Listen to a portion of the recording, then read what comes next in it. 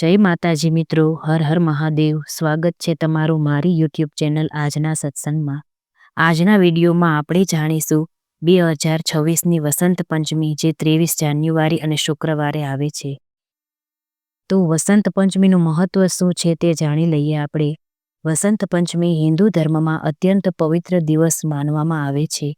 આ દિવસે વણજોયા મુહૂર્ત હોય છે. કહેવાય છે કે વસંત પંચમીના દિવસે કોઈ પણ કાર્ય કરવું હોય તો મુહૂર્ત કે ચોઘડિયા જોવામાં આવતા નથી. એટલો આ પવિત્ર દિવસ છે. માં સરસ્વતીનો પણ જન્મદિવસ મનાય છે અને માં પીઠળનો પણ જન્મદિવસ આજે છે. આ દિવસ માઘ મહિનાના શુક્લ પક્ષની પંચમીને દિવસે ઉજવાય છે. વસંત ઋતુનું આગમન થાય છે અને ઠંડીનો અંત આવે અને થોડી ગરમી અને નવી ઉર્જા અને વૃદ્ધિનો આરંભ થાય છે. માતા સરસ્વતીનો પ્રાદુર્ભાવ પણ આજે જ થયેલો છે. આ દિવસે સમસ્ત વિદ્યા, જ્ઞાન, કલા, સંગીત અને સર્જનાત્મકતાના દેવી માતા સરસ્વતીની પૂજા થાય છે. તેમને પૂજા કરવાથી વિદ્યાર્થીઓમાં બુદ્ધિ, ધ્યાન, સ્મૃતિ, ભાષા અને સાહિત્ય ક્ષમતામાં વૃદ્ધિ થાય છે. વિદ્યાર્થીઓ અને શિક્ષકો માટે આ દિવસ ખાસ હોય છે. શાળા, કોલેજો, ઘરોમાં બાળકોનો વિદ્યારંભ, આર્યુજન, પ્રથમ અક્ષર લખાવવા જેવી મોટાભાગની કાંઈ પણ પ્રવૃત્તિ હોય છે વિદ્યાને લગતી, એ આ દિવસે જ થાય છે. વસંત ઋતુનું પ્રતીક પીળા રંગ, પીળા ફૂલો, પીળા વસ્ત્રો અને પ્રસાદ વધે છે. કારણ કે વસંતમાં ઠંડી ઓછી થવા મળે છે અને પ્રકૃતિ પીળા રંગમાં આવી જાય છે. તે જ રંગ જ્ઞાન, વિકાસ અને ઉત્સાહનું પ્રતીક છે.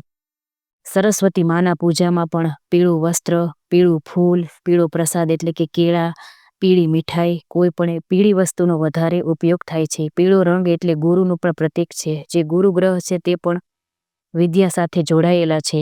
એટલે પીળા રંગનો આજે ખાસ ઉપયોગ કરવો અને માં સરસ્વતીની પૂજા કરવી.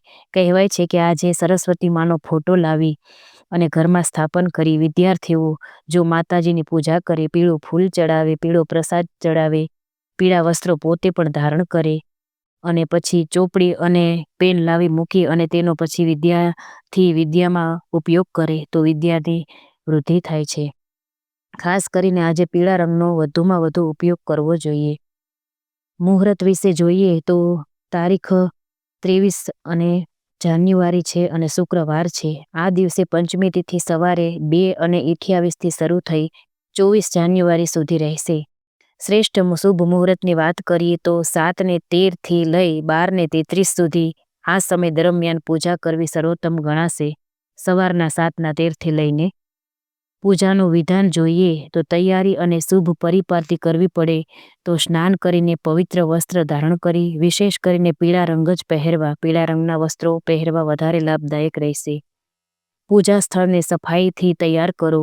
લીંબુ અને મીઠું વાળું પોતું ફેરવી અને જગ્યાને ચોખ્ખી કરો. મૂર્તિ અથવા તસવીરની સ્થાપના કરવી હોય તો સરસ્વતી માતાની મૂર્તિ અથવા તસવીરને ચોખ્ખી કરી તેમને આગળ બધી પૂજાની સામગ્રી મૂકો અને માતાજીની પૂજા કરો.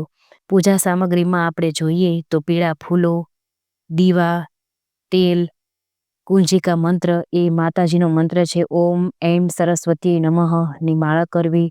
પુસ્તકો, હાર અને સંગીતના સાધનો પણ માતાજીને ખૂબ જ પ્રિય છે. આજે સંગીતની સાધનાનો પણ દિવસ ગણાય છે.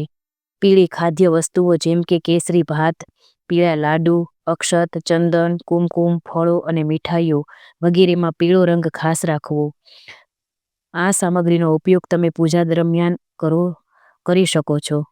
પૂજા ઉપવાસનાનો ક્રમ જોઈએ તો આગળ પાવન જળથી હાથ મુખ ધોવો, દીવો સળગાવો અને ધૂપ આપો. સરસ્વતી માતાની મૂર્તિ સામે ઓમ એમ સરસ્વતી નમઃ મંત્રનો જપ કરો 108 વાર અથવા તમે જેટલી વાર બોલો એટલી વાર તમે બોલી શકો છો. ફૂલો, ફળો અને પીળા લોક કેસરી ભાત લાડુ અર્પણ કરો.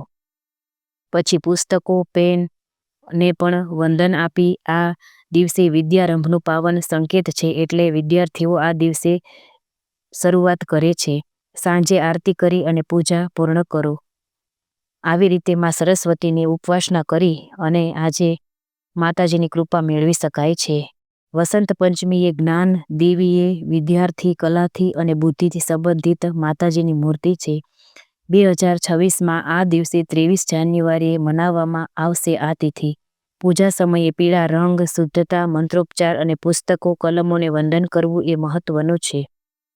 બોલો જય મા સરસ્વતી દેવીની જય.